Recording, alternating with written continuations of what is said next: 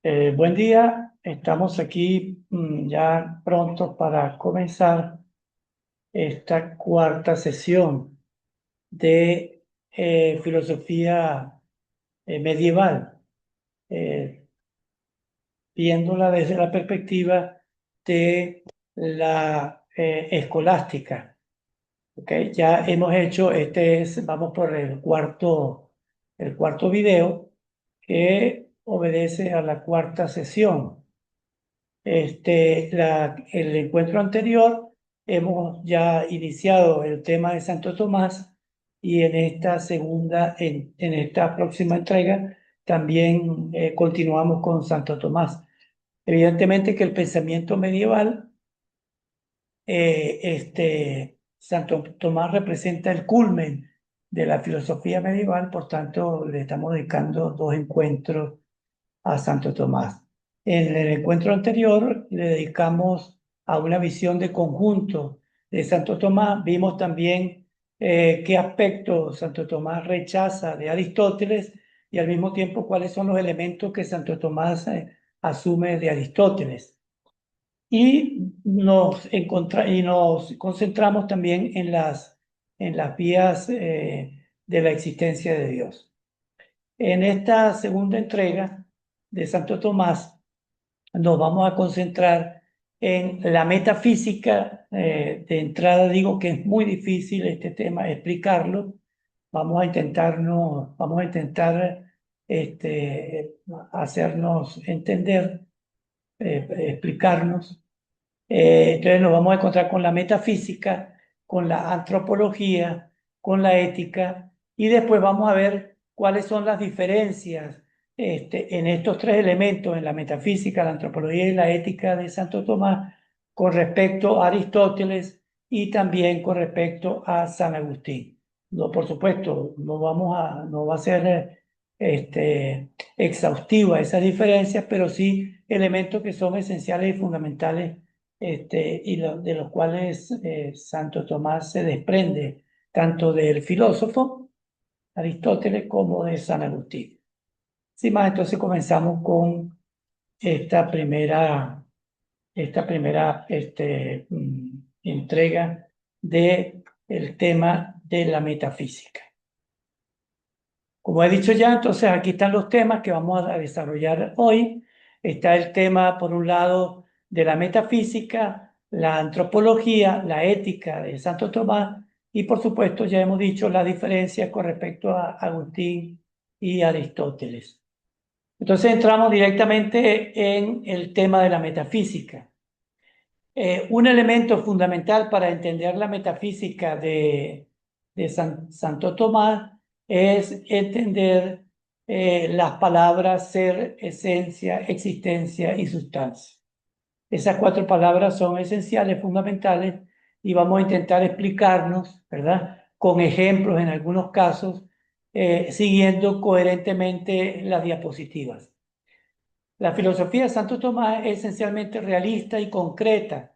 A ver, con eso no le quitamos el nivel especulativo de toda filosofía, ¿verdad? También la de Santo Tomás, sino que Santo Tomás parte del principio de la existencia. Por eso se dice que es una filosofía, en pocas palabras, realista, ¿verdad? Y en el sentido concreto de la existencia. Su principal innovación fue desplazar el foco de la metafísica desde la filosofía de la esencia, como la de Platón y Aristóteles, hacia una filosofía existencial, la filosofía de la existencia, centrada en el acto de ser, el ese. Para comprender su sistema es fundamental analizar la interrelación de los siguientes conceptos. Entonces, en primer lugar, la palabra ser, desde el punto de vista lingüístico, la palabra ser puede entenderse como nombre, como sujeto, ¿verdad? Ens, ente, o como verbo, ese, existencia, o como cópula, ens, ese también. Cópula en el sentido que nosotros lo decimos en filosofía, en el castellano cópula sería la conjunción, ¿verdad? Lo que permite la relación entre un sujeto y un predicado. Entonces, en este primer elemento, ¿verdad? La palabra ens, que significa ente, lo que es, se refiere a aquello que tiene o posee ser. En el caso de ese, existencia, el ser se refiere al acto mismo de existir, en virtud del cual una cosa es llamada ente. Este es el principio fundamental y perfecto de la realidad. La otra palabra es esencia, es lo que una cosa es, y la existencia es el acto por el cual la esencia tiene ser. Esta es una distinción que hace en su texto sobre la filosofía Etienne Gilson. Bien, vamos a ir explicando y desglosando cada una de estas palabras. La palabra ser, evidentemente que como concepto no la vamos a definir, sino que la palabra ser se define por el concepto de ente, existencia, esencia, veremos nosotros sustancia, ¿verdad? En ese sentido. Y después queremos entrar con estos dos elementos que son muy importantes. Uno, lo que decía ya Aristóteles, el ser se dice de muchas maneras, de tal manera que cuando nosotros hablemos de esto, no estamos hablando de seres distintos, ¿ok? Sino que estamos hablando de un ser que tiene distintos abordajes, distintos aspectos, ¿ok? Distintos enfoques, ¿ok? Pero estamos refiriéndonos siempre al mismo ser. Y después, esto nos lo decía un profesor a nosotros, por cierto, que nos daba ética y moral, y nos decía que distinguir no es separar. De tal manera que cuando nosotros estamos hablando del ser, el ser, por ejemplo, como esencia, el ser como ente, el ser como existencia, el ser como sustancia, no nos estamos refiriendo a seres distintos, sino nos estamos refiriendo a propiedades del ser distintas, ¿ok? Pero no separadas. En ese sentido, entonces referimos a estos dos elementos. El ser se dice de muchas maneras y distinguir no es separar. Empecemos con la primera palabra, el ser como ens y como ese. El ser como ens, ¿verdad? Como ente, el ser como nombre, sustantivo o sujeto. Ejemplo, el hombre es un ser racional. ¿Ok? Aquí es ser, se usa como nombre, como sujeto, para referirse a una entidad que posee existencia. En términos tomistas, ens designa aquello que tiene racionalidad, el acto de ser, es decir, lo que existe. El ente como compuesto de esencia y existencia, Santo Tomás lo refiere en estos términos. Diría que el hombre es un ens porque tiene una esencia, racionalidad, y un acto de ser porque tiene existencia. Entonces, para Santo Tomás, el ser en el caso del hombre es existencia y al mismo tiempo es esencia. Recuerden que para Santo Tomás y Aristóteles también la esencia se compone de dos elementos, ¿ok? La esencia se compone, perdón, sí, de un elemento que se llama sustancia. Y la sustancia tiene dos compuestos, uno de materia y otro de forma. Pero después eso lo veremos un poquito más adelante. ¿Ok? Diría que el hombre es un ser ens porque tiene una esencia, racionalidad, y un acto de ser que tiene existencia, ese. Entonces tiene esencia y existencia. ¿De qué está hecho el hombre? De esencia y existencia. Seguimos con el ens y ese. En este caso, aquí ese es existencia. ¿Ok? Ens era ente y ese es existencia. El ser como verbo, acto de ser. Ejemplo, Dios es. Es funciona como verbo, indicando el acto de existir. Ese acto es el acto por el cual algo existe. En Dios, según Santo Tomás, ese y esencia se identifican, porque Dios es ipsum esse subsistens, el mismo ser subsistente. En las criaturas, el ese es recibido y condicionado por la esencia. ¿Por qué importa esta distinción? para explicar cómo las cosas creadas tienen una esencia que no implica necesariamente existencia.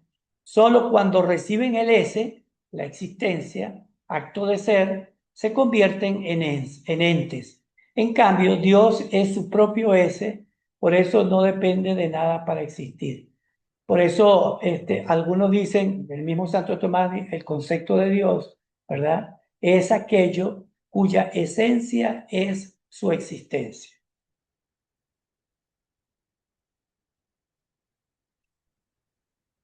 Seguimos con la metafísica del ser como ens y como esencia, como ente y como existencia. Esta distinción es crucial porque el Dios de Santo Tomás no es primordialmente una esencia suprema, ¿verdad? Como lo entendía Aristóteles, el acto puro de existir, ixum esse subsisten, sino que también es el ser subsistente por sí mismo. Su esencia y su propia existencia coinciden. En cambio, los seres creados no son su propia existencia, sino que la tienen o la reciben como una participación en el ser divino. En Dios no hay diferencia entre su existencia y su esencia. En cambio, en el hombre y sus criaturas, la esencia y la existencia sí tienen diferencia. Ya veremos por qué. Ahora vamos con el concepto de esencia y existencia. En este caso, esencia, en latín esencia, es lo que una cosa es. Quod quid est. Es la definición de una cosa y representa la potencialidad en un ser infinito. En la sustancia corpórea, recuerden que la sustancia está compuesta de materia y forma. La esencia es el compuesto de materia y forma. En las sustancias espirituales creadas, por ejemplo los ángeles, la esencia es solo la forma. Entonces, por ejemplo, en los ángeles tienen esencia, pero no tienen existencia. Y existencia, ese es el acto por el cual la esencia tiene ser. No es ni materia ni forma, ni parte de la esencia, sino aquello que la actualiza. Es el acto último y más íntimo de todo ser. La existencia es actualización. Fíjense que este concepto lo vamos a encontrar después en toda la historia de la filosofía, sobre todo la filosofía, digamos así, contemporánea, en Heidegger, en todos los existencialistas. Todo el tema de la existencia va a estar presente, ¿ok? Incluso los existencialistas dicen que la existencia precede a la esencia. ¿Ok?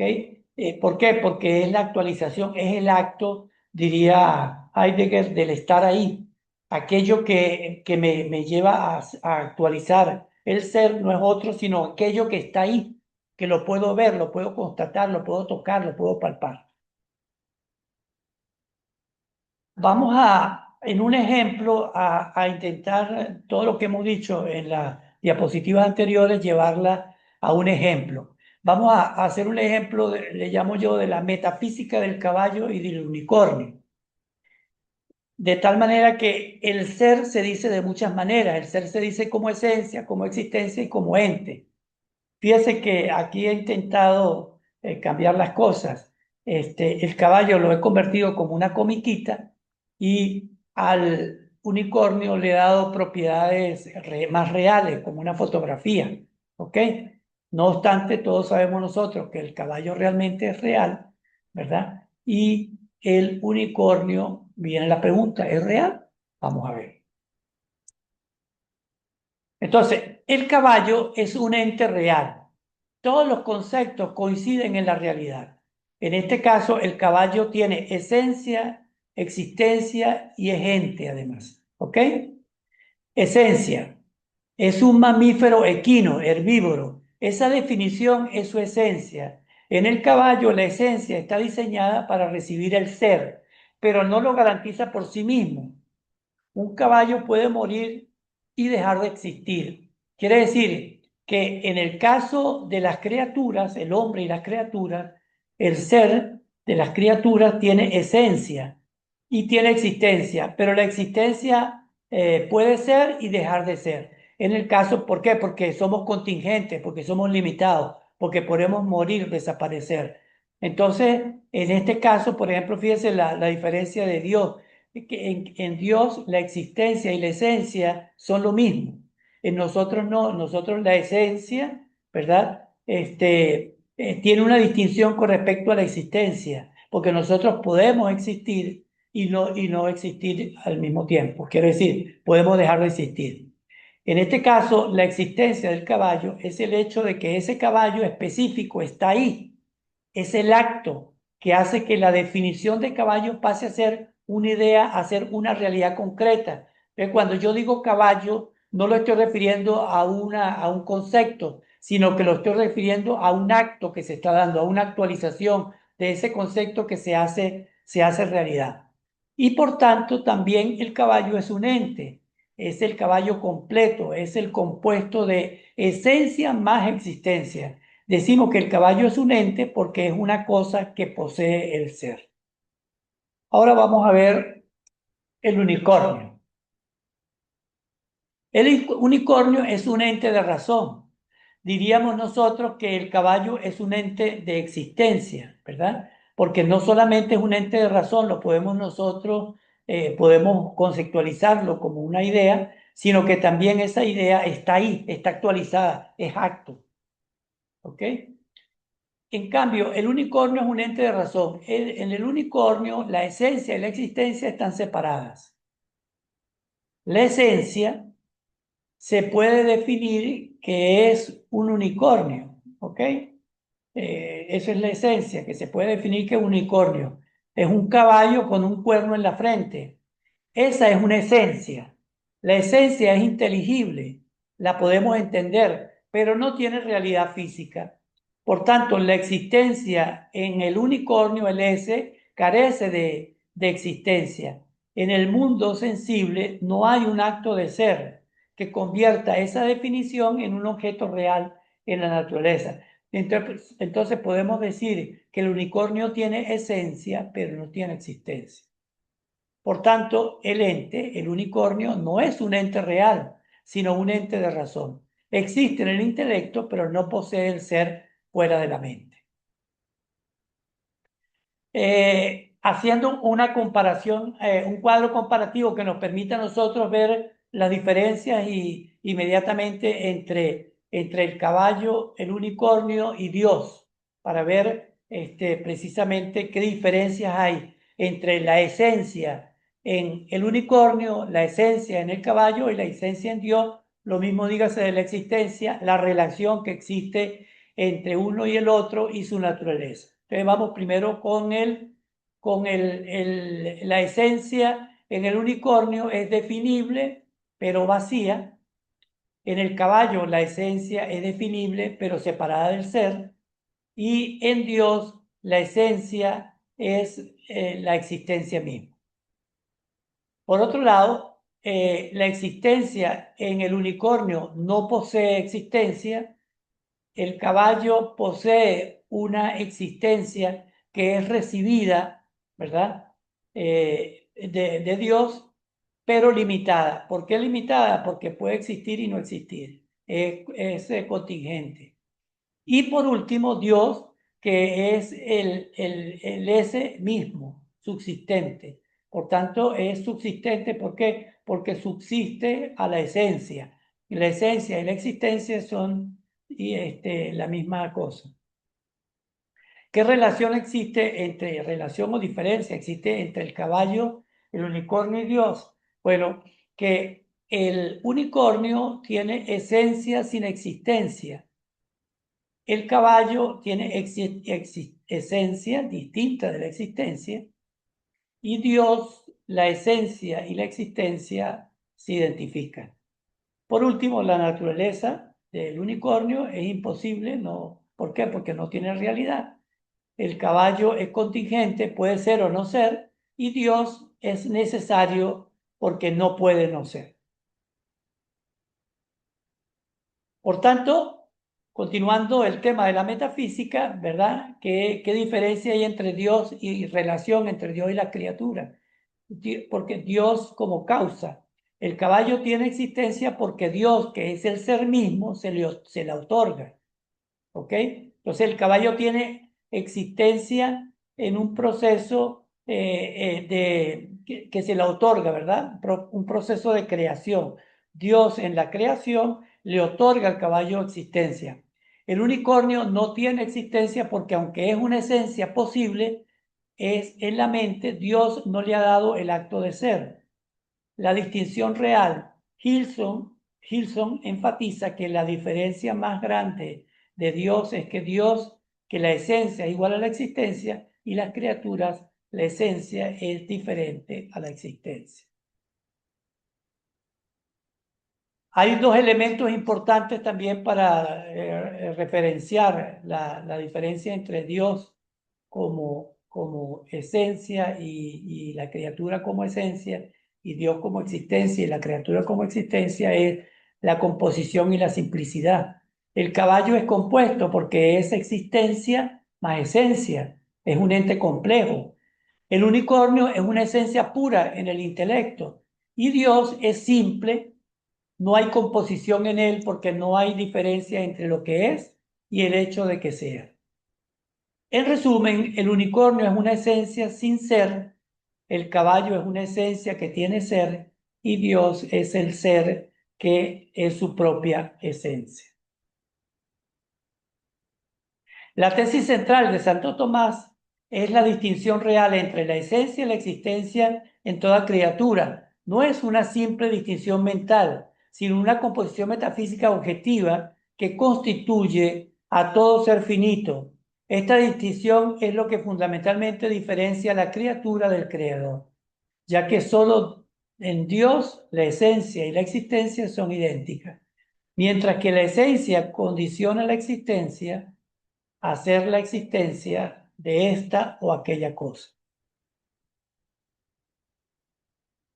La metafísica de la sustancia. Santo Tomás adopta la concepción aristotélica de la sustancia como punto de partida, ¿verdad? En su definición y composición, la sustancia es aquello que existe en sí mismo y no en otro.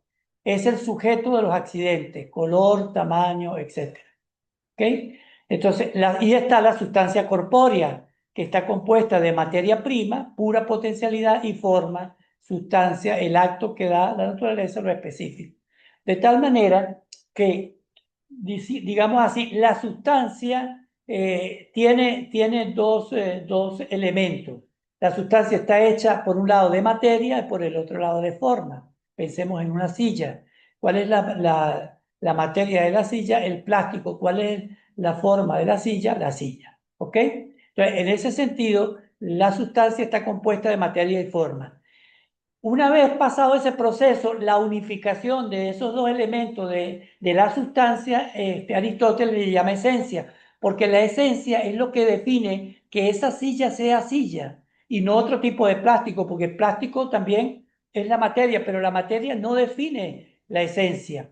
Lo que define la esencia es la materia y la forma. Por tanto, por ejemplo, el plástico puede ser mesa, el plástico puede ser silla, el plástico puede ser vaso. Entonces, lo que define la esencia son los dos elementos de la sustancia, que es la materia y la forma. En ese sentido, entonces, la sustancia es materia y forma que unidas le dan la esencia a una cosa. Las sustancias corpóreas están compuestas de materia prima y hemos dicho ya, y de forma sustancial. Por tanto, para Aristóteles existe una unicidad, una unidad sustancial, porque estamos hablando de materia y forma, no son dos cosas distintas pero no separadas, a diferencia de muchos de sus predecesores que admitían una pluralidad de formas como una forma de corporeidad, además del alma. Tomás sostenía que en el ser humano, por ejemplo, solo existe una forma sustancial, alma racional, que informa directamente a la materia prima y le confiere todas sus determinaciones: ser cuerpo, ser viviente, ser sensible, ser racional. Ser cuerpo, ser viviente, ser sensible y ser racional no son distintas cosas, ¿ok? Son lo que constituyen la esencia del ser hombre, ¿verdad? Seguimos con la metafísica de la sustancia. Relación con esencia de existencia. En las criaturas corpóreas, Santo Tomás identifica una doble composición de acto y potencia. ¿Ok? El acto y la potencia es lo que permite el movimiento. Una cosa está aquí, ¿verdad? Y puede mutar a otra, a la misma cosa, ¿verdad? O a una cosa que permanece y al mismo tiempo cambia. Por ejemplo, un niño es un niño, un ser humano como niño, como acto es niño, pero en potencia puede llegar a ser un hombre adulto, ¿ok? Entonces, en eso es lo que entiende Santo Tomás desde, con Aristóteles, ¿verdad? Que las criaturas corpóreas están identificadas de esa doble composición. En la esencia, la materia, que es la potencia, y la forma, el acto, se unen para constituir la sustancia completa, que es la esencia de la cosa.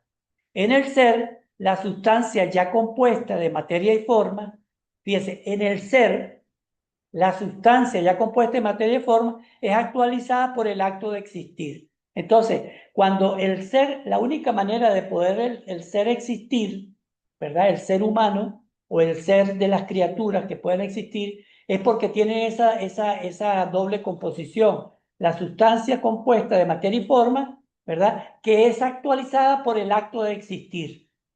Por eso es que para Santo Tomás el hecho de la sustancia, de la materia y la forma, no es suficiente para la existencia, sino que ese elemento le da la posibilidad de existir. ¿Por qué? Porque Santo Tomás dirá que hay esencias, ¿verdad?, que no tienen, por ejemplo, materia, como el caso de los ángeles o del unicornio. Entonces, eso no le da, no es suficiente. Para el acto de existir es importante que tenga materia y forma. Si no tiene materia y forma, no puede tener existencia. Por otro lado, la sustancia es el sujeto propio que recibe el acto de existir. Proprium subsistem. Proprium subsectivum ejus quod et esse.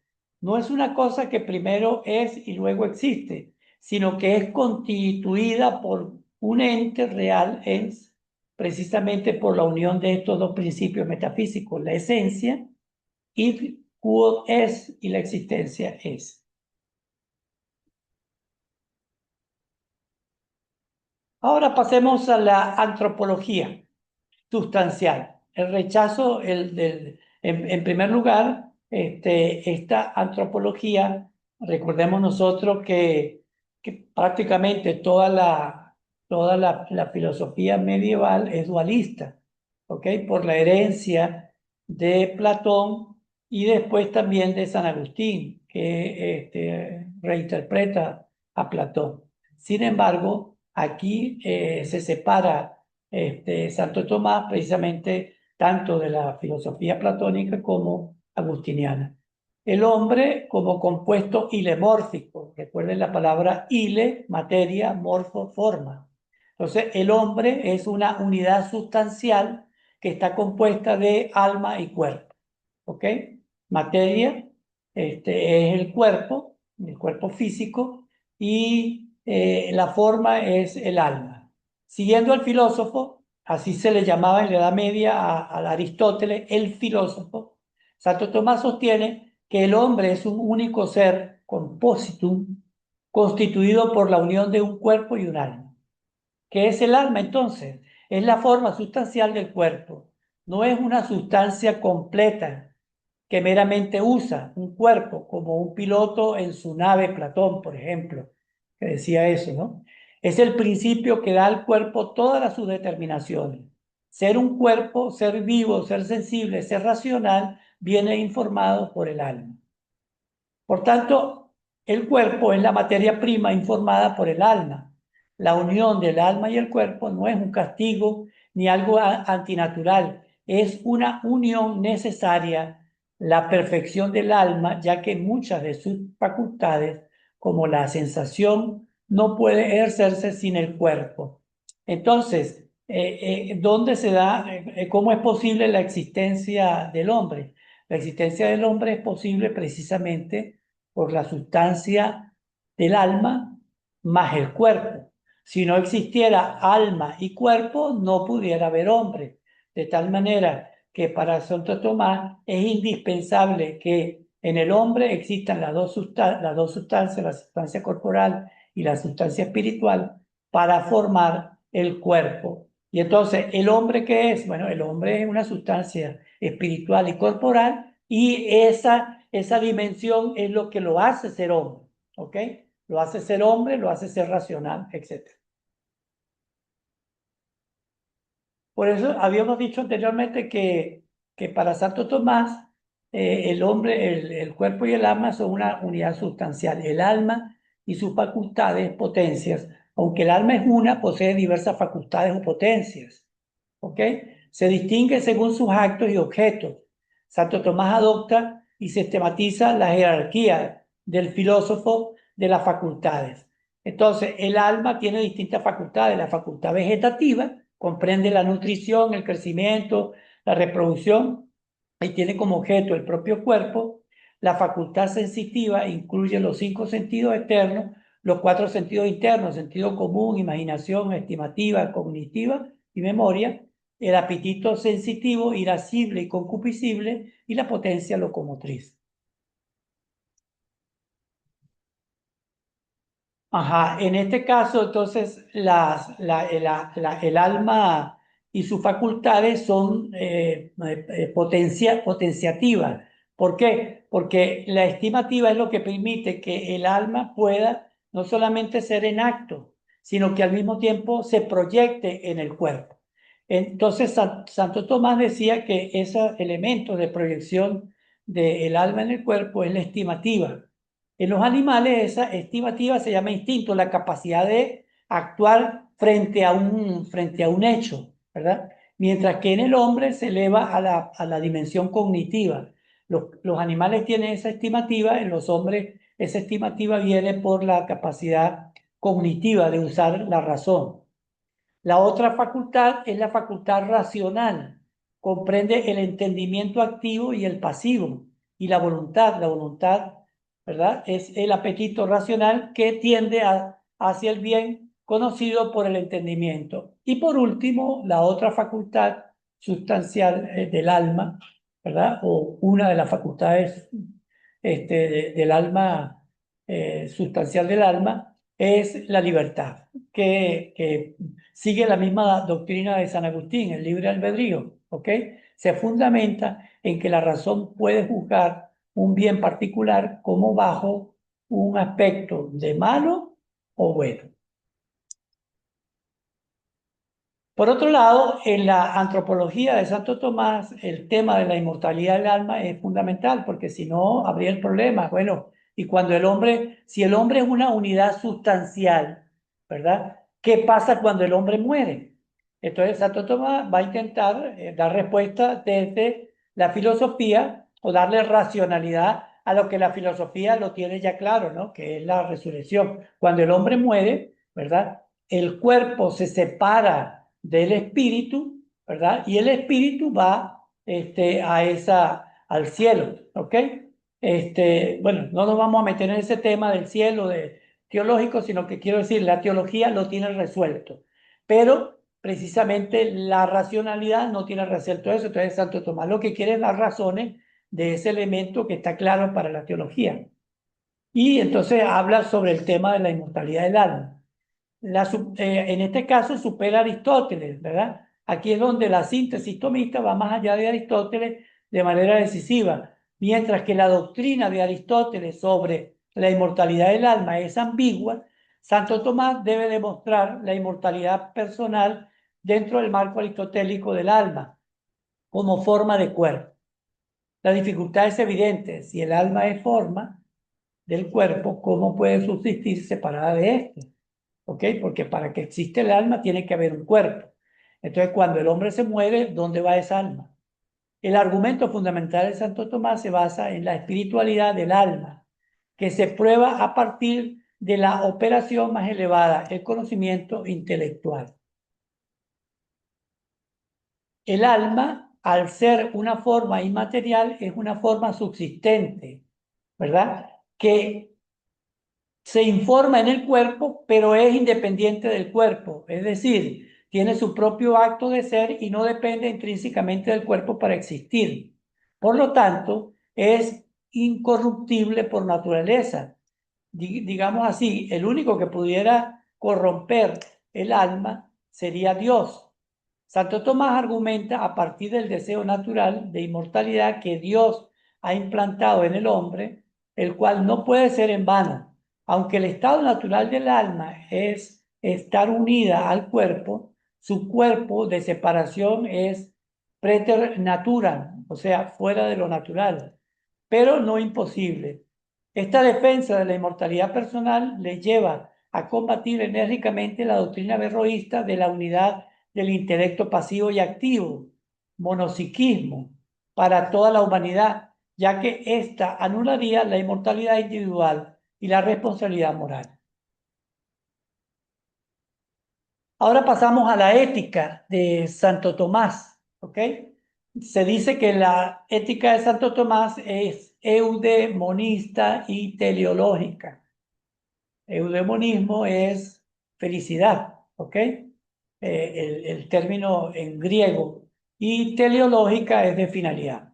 La ética de Santo Tomás es fundamentalmente eudemonista y teleológica, lo que significa que se centra en la felicidad, eudaimonía, como el fin último, y telios y telios como, eudemonía como felicidad y como el fin último, telios de la vida humana. Adopta la estructura general de la ética de Aristóteles, pero la transforma al integrarla en un marco teórico cristiano. El centro de la ética aristotélica de Santo Tomás son los actos, caen propiamente en el campo de la moral, son los actos humanos, ¿verdad? Es decir, aquellos que proceden de la voluntad deliberada y libre. Entonces, los actos libres son los actos de moral.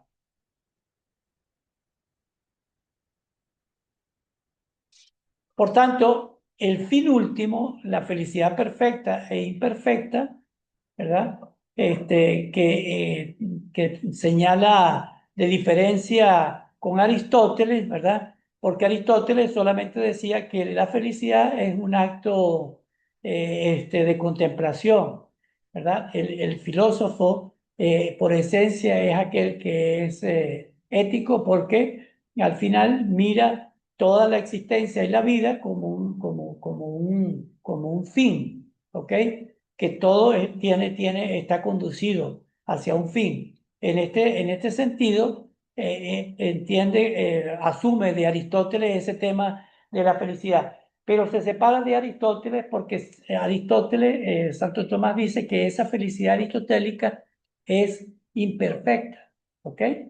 O mejor dicho, es finita en ese sentido, ¿verdad? Es limitada. Por tanto, la felicidad completa está en otra, tiene acento en otro lugar. En este sentido, entonces, se hace la distinción de felicidad imperfecta, beatitud imperfecta, es la felicidad que se puede alcanzar en esta vida. Coincide en gran medida con el ideal aristotélico, una vida virtuosa cuya actividad más alta es la contemplación filosófica de la verdad, especialmente de Dios. Santo Tomás reconoce que esta felicidad es incompleta, ya que el conocimiento natural de Dios es limitado y no puede satisfacer plenamente el deseo humano. Mientras que el aporte de Santo Tomás a la eudemonía aristotélica es la felicidad perfecta, la beatitud perfecta. Este es el verdadero fin último del hombre, que trasciende la vida terrenal y consiste en la visión de la esencia divina en la vida futura. Esta bienaventuranza sobrenatural es la única que puede satisfacer por completo el anhelo del intelecto y la voluntad humana. Para alcanzar este fin existe en el hombre un deseo natural de ver a Dios en su esencia, ya que el intelecto humano desea naturalmente conocer las causas primeras tal como es en sí misma.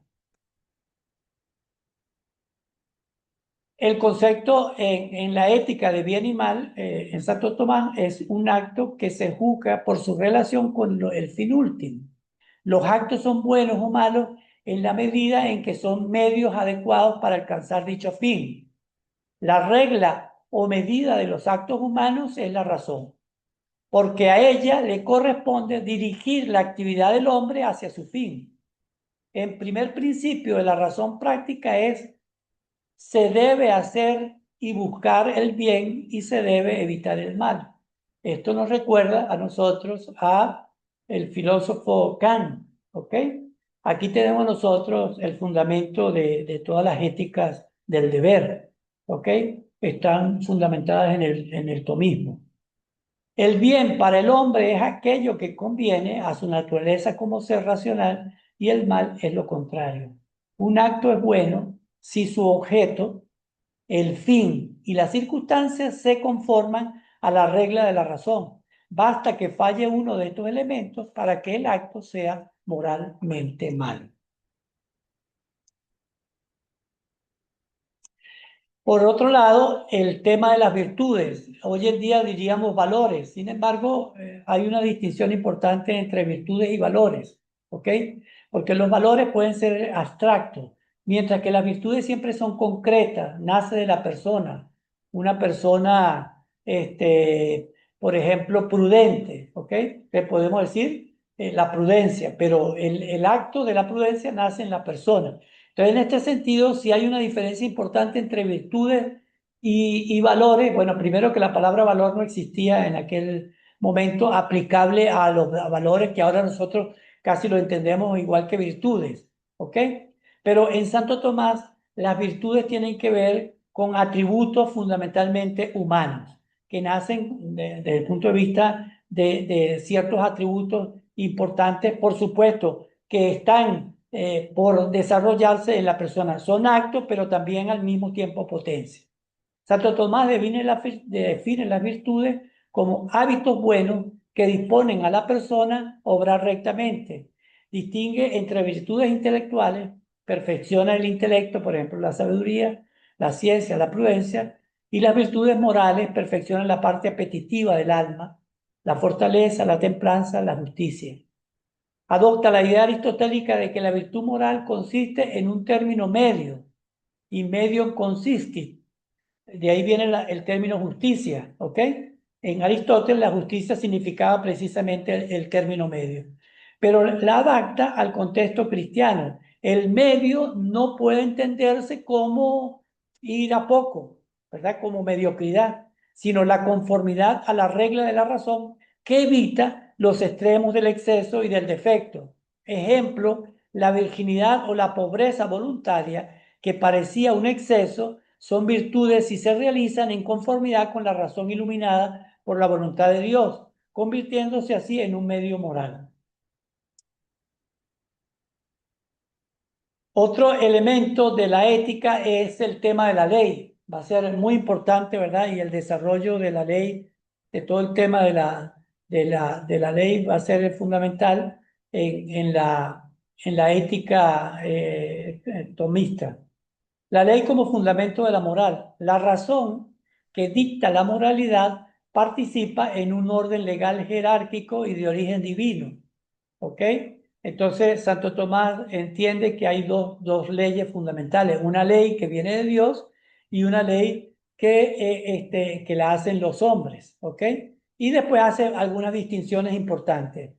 La ley eterna, ¿verdad? Aquella que viene de Dios es la razón de la sabiduría divina que gobierna todo el universo. Es el fundamento último de toda la moralidad. Entonces, por tanto, las leyes humanas se desprenden de la ley eterna. Aunque tienen cierta autonomía, ¿verdad? Esa autonomía no le quita su dependencia en su origen de la ley eterna. Después está la ley natural, que es la participación de la criatura racional en la ley eterna. Es innata, universal e inmutable en sus principios primarios. Sus preceptos se basan en las inclinaciones naturales del hombre, a la conservación del ser, a la propagación de la especie y a la vida en sociedad y la búsqueda de la verdad, especialmente sobre Dios. Y después tenemos también las leyes humanas, ¿verdad? Las leyes humanas son las leyes positivas promulgadas por los estados. Deben derivarse de la ley natural, no pueden entrar en contradicción para ser justas y obligar en conciencia. Su función es aplicar los principios generales de la ley natural a casos particulares y hacerla efectiva mediante sanción. También está la ley divina positiva, es la ley revelada en las Escrituras. Es necesaria para dirigir al hombre a su fin sobrenatural que excede la capacidad de la razón y por tanto de la ley natural. Esto lo que quiere decir es que la ley divina, aunque viene de Dios, ¿verdad? Esa ley divina también tiene un acto positivo, tiene una materia, ¿ok?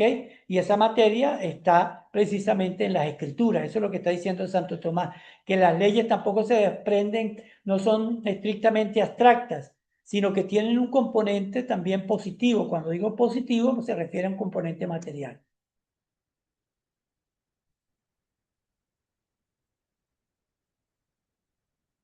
Perdón. Ajá. Pasamos entonces a las diferencias con Aristóteles, ¿verdad?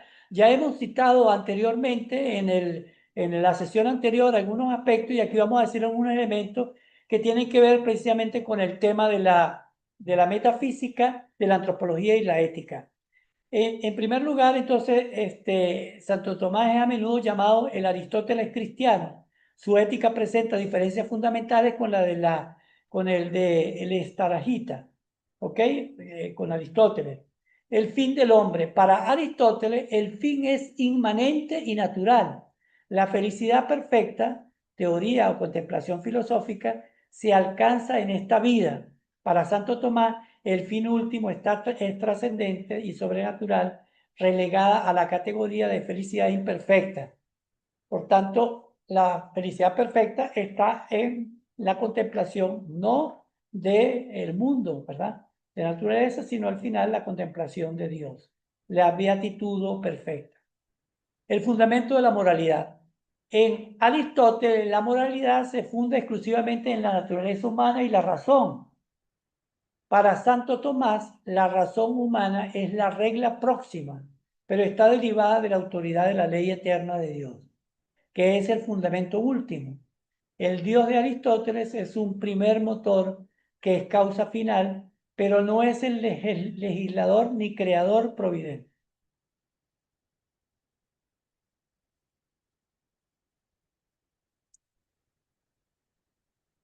El concepto de virtud. Aristóteles solo considera las virtudes naturales, intelectuales y morales. ¿Ok? Sin embargo, Santo Tomás introduce las virtudes teologales, la fe, la esperanza y la caridad, que son infundidas por la gracia y tienen a Dios como el objeto directo. El marco general. La ética de Aristóteles es una ética puramente filosófica, construida desde la razón sin recurso a la revelación. La de Santo Tomás es una ética teológica que integra la filosofía aristotélica dentro de la perspectiva de la fe cristiana, utilizando la razón para comprender y ordenar la vida humana en su camino hacia a un destino revelado. Ahora vamos a detener un poquito en este tema de la diferencia y los avances con respecto a San Agustín. Santo Tomás es heredero de San Agustín, pero introduce clarificaciones y distinciones metodológicas importantes. Por ejemplo, la distinción entre fines naturales y sobrenaturales. Para San Agustín, los fines son unos, son solamente sobrenaturales. ¿Ok? Esta es la diferencia más a destacar. San Agustín considera al hombre en concreto siempre llamado a su único fin sobrenatural. Santo Tomás, en cambio, establece una distinción formal entre el fin natural, felicidad imperfecta en esta vida, objeto del filósofo, y el fin sobrenatural, la felicidad perfecta, objeto del teólogo. Otro elemento en relación con San Agustín, la distinción anterior no implica que el hombre tenga dos fines, últimos separados. No, sino que es una distinción subsecuente, que uno implica al otro. ¿Ok? Eso es lo que intenta decir. Acuérdense que Santo Tomás siempre va a defender la unicidad de la existencia humana, ¿verdad? Hay una unidad ilemórfica, sustancial. El fin natural es real, pero imperfecto, y en el orden concreto de la existencia está ordenado hacia el fin sobrenatural, que es el único que puede satisfacer plenamente al hombre. Las fuentes subrayan que Santo Tomás no difiere de San Agustín tanto como a veces se afirma. Se quieren presentar a veces como si fueran antagónicos, y no. San Agustín es muy importante en la teología, demasiado importante como para ser obviado. Sin embargo, sí, Santo Tomás hará distinciones importantes, sobre todo, por ejemplo, del tema que ya hemos dicho, algunos aspectos de la ética, algunos aspectos de la antropología, algunos aspectos de la metafísica que no coinciden con el pensamiento aristotélico, por tanto, de Santo Tomás. Por tanto, expresó que el agustinismo, en términos de la filosofía aristotélica, es fundamental para entender a Santo Tomás. Distinción entre filosofía y teología. Este es un elemento también importante. Para San Agustín, la teología era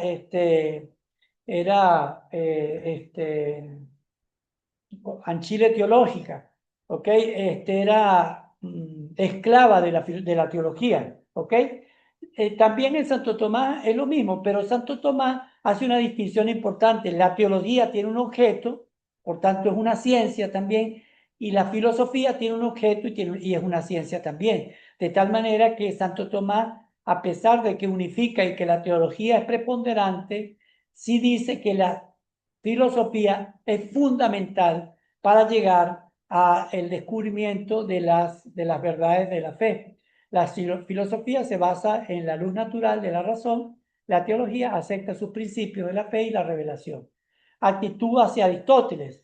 Efectivamente, mientras que San Agustín dependía principalmente de la tradición platónica y neoplatónica con Plotino, Santo Tomás vivió en Aristóteles, el filósofo, un instrumento inmejorable para el análisis racional. Al bautizar a Aristóteles, Santo Tomás construyó una síntesis en la que razón natural goza de una autonomía y un prestigio que no tenía la obra de San Agustín. Bien, con esto llegamos al final de esta cuarta sesión, de este cuarto video. Esperamos que le haya permitido conocer un poco más el pensamiento de Santo Tomás. Con esto nos despedimos.